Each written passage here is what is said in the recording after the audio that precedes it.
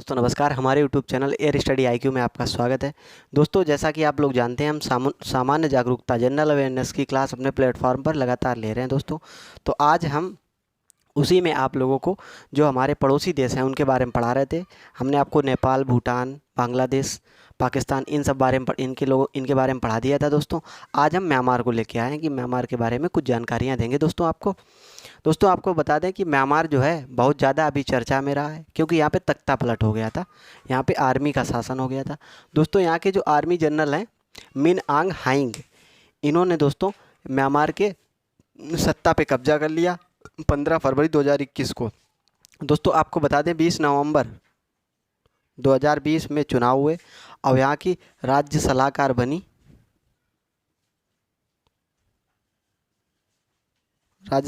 बनी दोस्तों आंग सांग सूकी। आंग सांग सूकी दोस्तों, इन्होंने 89% वोट के साथ जो है बहुमत प्राप्त किया और इन्होंने जो है जीत हासिल की। दोस्तों 20 नवंबर को चुनाव हुए थे और इसके बाद तुरंत ही दोस्तों 15 फरवरी 2021 में आर्मी का शासन हो गया।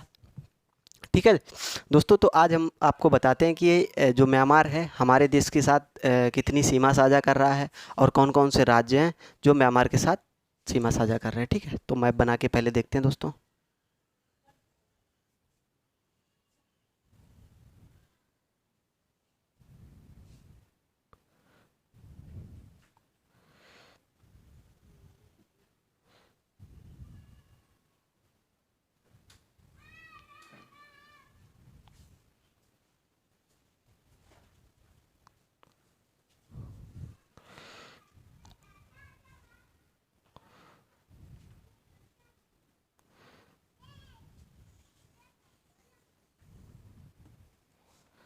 दोस्तों ये कुछ भारत का मैप है।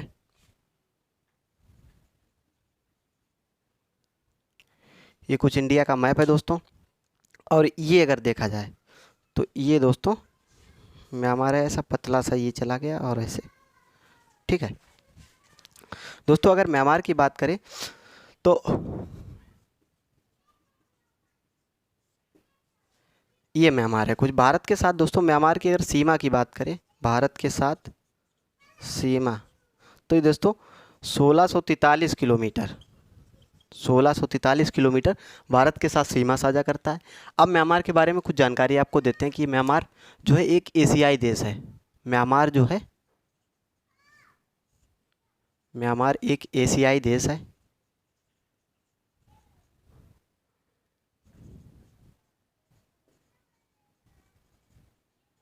म्यांमार एक एशियाई देश है और दोस्तों ये आसियान का सदस्य भी है।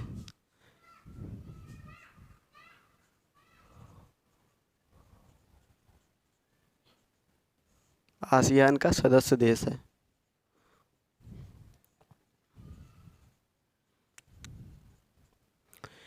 ठीक है दोस्तों, अब दोस्तों आपको बता दें कि म्यांमार जो है हमारे देश के साथ राज्यों के साथ किस प्रकार से सीमा साझा कर रहा है और इसके जो है पड़ोसी देश कौन कौन से हैं। पहले तो हम पड़ोसी देश देख लेते हैं। जो म्यांमार के साथ जो पड़ोसी देश हैं ये दोस्तों ऊपर म्यांमार के चाइना है, चीन। इसके जो ये बगल में लगा हुआ है ये दोस्तों थाईलैंड है। नीचे की ओर थाईलैंड है, उसके जस्ट बगल में दोस्तों लाओस है और ये भारत आप जानते ही हैं, ये भारत। तो इसके अगर पड़ोसी देशों की बात करें, म्यांमार के पड़ोसी देश, म्यांमार के पड़ोसी देश,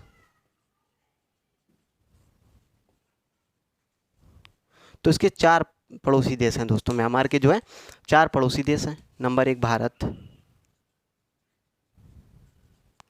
भारत, चीन, थाईलैंड और लाओस।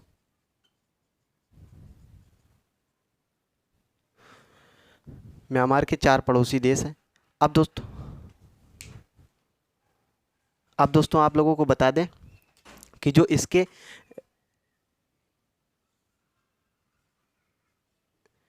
जो है क्या नाम, जो हमारे देश के साथ प्रदेश कैसे लगते हैं। ये ऊपर की ओर अरुणाचल प्रदेश है, ये दोस्तों नागालैंड है,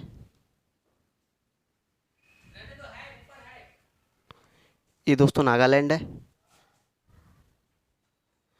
ये दोस्तों मणिपुर है, ठीक है, और ये मिजोरम है। ये 4 देश हैं जो इसके साथ सीमा साझा कर रहे हैं। भारत के भारत के राज्य जो है म्यांमार के साथ सीमा साझा करने वाले, सीमा साझा करने वाले राज्य जो सीमा साझा कर रहे हैं, उन राज्यों की बात बता दें आपको कौन कौन से हैं दोस्तों। अरुणाचल प्रदेश, नागालैंड, मणिपुर और मिजोरम, 4 राज्य हैं दोस्तों। पहला है अरुणाचल प्रदेश,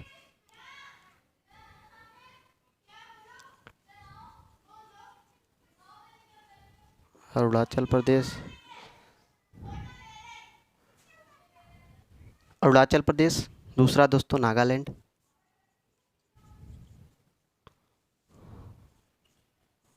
नागालैंड, नागालैंड। इसके बाद दोस्तों मणिपुर, मणिपुर, और चौथा दोस्तों है मिजोरम, ठीक है।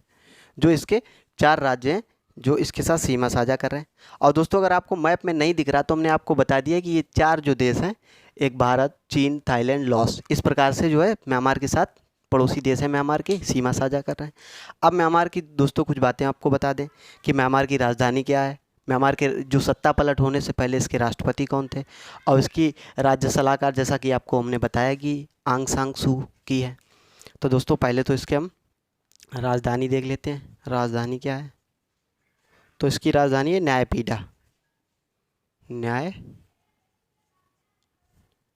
न्यायपीढ़ा दोस्तों इसकी राजधानी है। दोस्तों इसकी पूर्व राजधानी की बात करें, जब ये बर्मा नाम था इसका,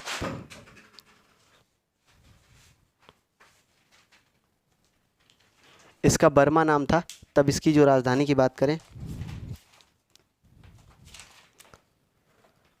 तो इसकी राजधानी थी दोस्तों यांगून। इसका पुराना नाम था दोस्तों रंगून। ये जो पूर्व राजधानी यांगून है, इसी का पुराना नाम था दोस्तों रंगून, ठीक है। अब दोस्तों इसके राष्ट्रपति आपको बता दें कि इसके राष्ट्रपति कौन, सत्ता पलट होने से पहले इसके राष्ट्रपति कौन थे। इसके राष्ट्रपति थे दोस्तों न्यू बिन मिंट, न्यू बिन मिंट। इसके उपराष्ट्रपति दोस्तों, इसके उपराष्ट्रपति दोस्तों माउंट सुईवे थे, माउंट सुईवे। और दोस्तों आपको सलाहकार तो हम बता ही चुके हैं, इसके जो सलाहकार हैं वो हैं आंग सांग सू की, सलाहकार हैं आंग सांग सू की, आंग सांग सू की। दोस्तों आपको एक बात बता दें, जो अपने देश में प्रधानमंत्री का पद होता है ना, वहाँ पे राज्य सलाहकार का पद होता है, ठीक है। वो पूरे देश की सत्ता संभालता है और वही पूरे देश का कारोबार देखता है। वहाँ पे एक राष्ट्रपति और उपराष्ट्रपति भी होते हैं दोस्तों। अब दोस्तों आप ये जानकारी नोट कर लें, इसके बाद हम आपको आगे बताते हैं कि इसके राष्ट्रीय पक्षी क्या है, राष्ट्रीय पशु क्या है, इसका झंडा कैसा होता है, ठीक है दोस्तों।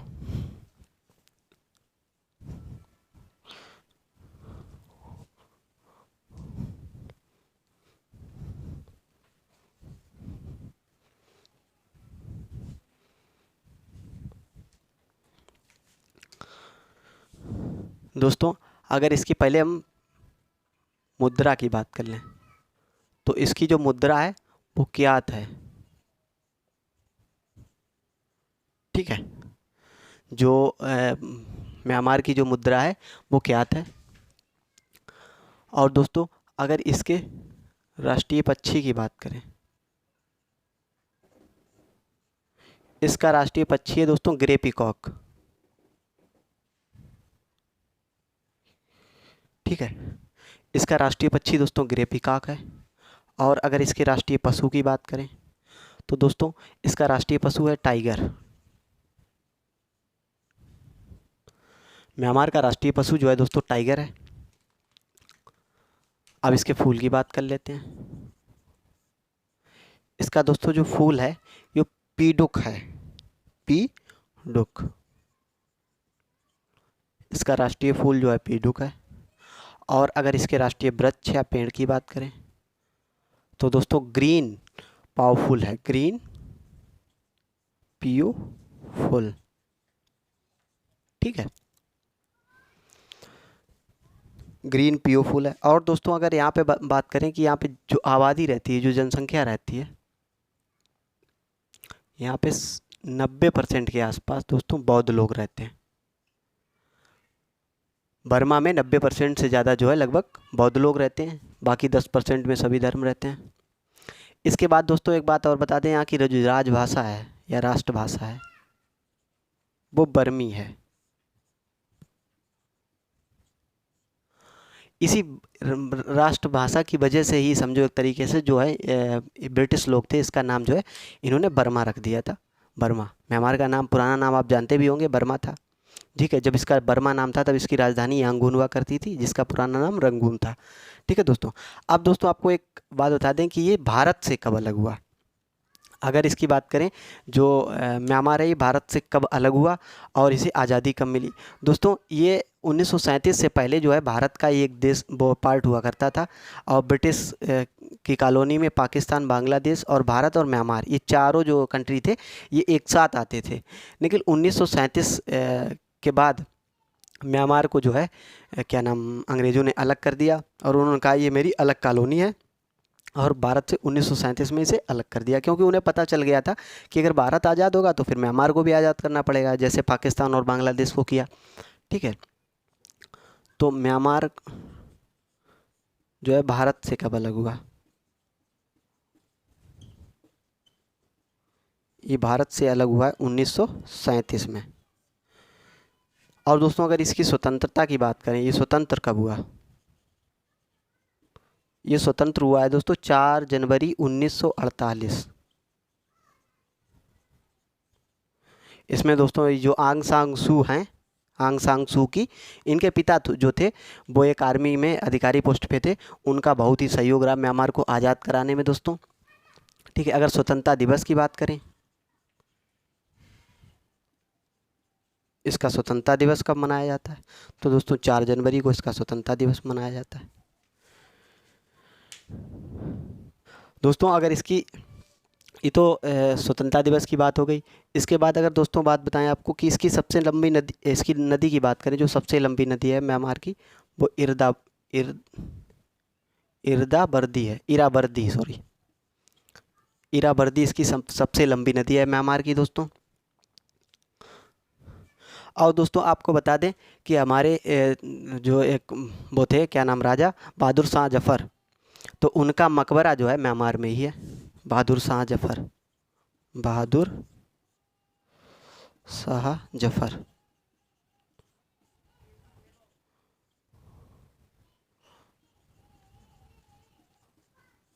मकबरा जो है इनका म्यांमार में ही है।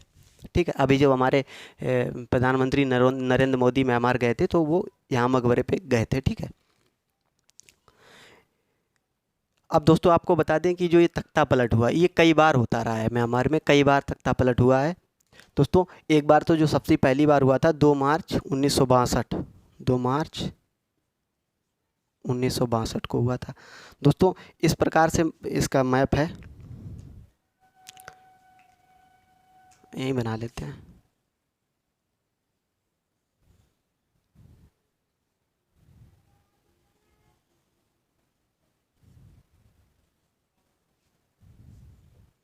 ठीक है, इस प्रकार से म्यांमार का मैप है। ठीक है, अब दोस्तों अगर बात करें तो ये हमने आपको बताया, ऊपर चीन है, ये थाईलैंड है, ये थाईलैंड है, और इसके जस्ट बगल में लाओस है, और ये आप देख रहे हैं ये तो भारत है। ठीक है, भारत के साथ आपको हमने बताया कि ये जो क्या नाम 1643 किलोमीटर सीमा साझा करता है, अभी हमने आपको बताया। ठीक है, अब दोस्तों यहाँ पे जो आर्मी का शासन हुआ है तो ये अपना मुकदमा जो है यूएनओ में लेके गए, यूएनओ, और आंग सान सू ने कहा कि ये जो है गलत तरीके से तख्ता पलट हुआ है और मतलब हम इसका मुकदमा यहाँ लेके आए। तो दोस्तों आर्मी ने कहा कि जो इन्होंने बहुमत हासिल किया है 89% जो बहुमत हासिल किया है ये दोस्तों ये कह रहे हैं कि गलत तरीके से हासिल किया। उन्होंने कहा नहीं, ये हमें जनता ने एक तरफ से सपोर्ट किया। और दोस्तों ये कुछ नेता फेमस भी रही हैं। आंग सान सू की जो है ये बहुत ज़्यादा फेमस रही हैं म्यांमार में, क्योंकि इनने बहुत सारे अच्छे काम किए। इनके पिताजी जो थे वो भी बहुत ज़्यादा उसमें रहे थे। बीच में इनकी 2017 में थोड़ी सी छवि धूमिल हुई थी। कब हुई थी? क्योंकि इन्होंने सीधे बर्मी लोगों का सपोर्ट किया, जो बौद्ध लोग हैं उनका सपोर्ट किया। उन्होंने कह दिया कि जो रोहिंग्या मुसलमान हैं ये आतंकवादी हैं, ये हमारे देश में के वो नहीं है, ठीक है, ये आतंकवादी हैं, बाहर से आए हुए हैं।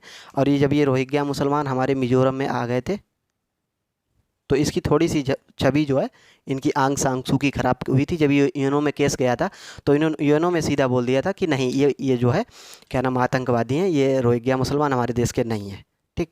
लेकिन उसके बाद इनकी छवि फिर भी ठीक रही, क्योंकि वहाँ पे 80% जो है बौद्ध लोग हैं, उन्होंने सीधा खुल के इनका सपोर्ट किया, ठीक है। अब दोस्तों आपको बता दें कि यहाँ पे 26 गुट रहते हैं, आतंकवादी ग्रुप हैं जो रहते हैं। ये बर्मा को चारों तरफ से, मतलब यहाँ पे भी हैं, इधर थाईलैंड वाले इलाके में भी, और इधर भी हैं दोस्तों, और इधर एक पर्वत है अपने भारत की तरफ, ठीक है। तो दोस्तों चीन जो है सीधा इनका खुल के सपोर्ट करता है। जो ये 26 आतंकवादी ग्रुप हैं इनका खुल के सपोर्ट करता है। और ये चाहता है कि ये भारत पे जो है भारत को क्षति पहुंचाएं। और यहाँ की जो आर्मी है,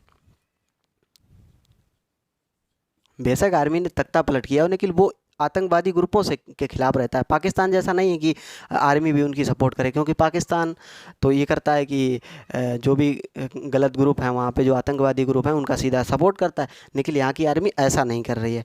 तो दोस्तों चीन और रूस की अगर बात करें, चीन और रूस इन दोनों ने यूएनओ में आर्मी का सपोर्ट किया है तख्ता पलट में। कहा है कि ये सही तरीके से हुआ है, क्योंकि अगर चुनाव में गफलेबाजी होगी तो आर्मी को ये अधिकार है कि जो है अपना तख्ता पलट कर सकते हैं। क्योंकि जो म्यांमार की संसद है वहाँ पे आर्मी के भी कुछ लोग बिठा रखे हैं, मतलब आर्मी के लोगों का कुछ प्रतिनिधित्व वहाँ पे है। तो इसलिए जो भी कोई दिक्कत होती है तो सीधे सीधे जो है ये तख्ता पलट हो जाता है। और कई बार हुआ है दोस्तों, आपको जैसा हमने बताया 2 मार्च 1962 में पहली बार हुआ, ठीक है। इसके बाद इन दोनों देशों ने खुल के कह दिया। म्यांमार ने वो क्या नाम पाकिस्तान उसने क्या नाम अमेरिका ने खुल के आंग सान सू का सपोर्ट किया है। उसने कहा कि ये हम लोकतांत्रिक देश का सपोर्ट करते हैं, क्योंकि तो आंग सान सू ने चुनाव जीत कर जो है वहाँ पे सत्ता अपनी बनाई है। अगर जब भारत से पूछा गया तो भारत ने भी यही कह दिया कि हम लोकतांत्रिक देश का सपोर्ट करते हैं। और उसकी ये नीति है कि वो ना तो आर्मी के सपोर्ट में है ना तो आंग सान सू की सपोर्ट में है। उसका मतलब पक्ष ये है कि अगर लोकतांत्रिक देश जहाँ पे किसी नागरिकों के अगर मूल अधिकारों का हनन होता है तो उसका सपोर्ट नहीं करेगा भारत सीधे सीधे। तो अब वो ये भी नहीं कह रहा है कि हम आर्मी का सपोर्ट नहीं कर रहे, क्योंकि ये जो 26 आतंकवादी ग्रुप हैं आर्मी उनके खिलाफ है और भारत भी खिलाफ है। तो ये दोनों मिलके रहना चाहते हैं, वो भी नहीं चाहते कि इससे हम वो कर लें, लेकिन भारत ये चाहता है लोकतांत्रिक देश रहे। तो ये भारत का कुछ स्टैंड है दोस्तों। तो हमने आपको ये सब जानकारी दी म्यांमार के बारे में। दोस्तों अगर आपको अच्छी लगी हो तो हमारे वीडियो को लाइक करें, कमेंट करें और चैनल को सब्सक्राइब जरूर कर लें। दोस्तों जय हिंद, जय भारत।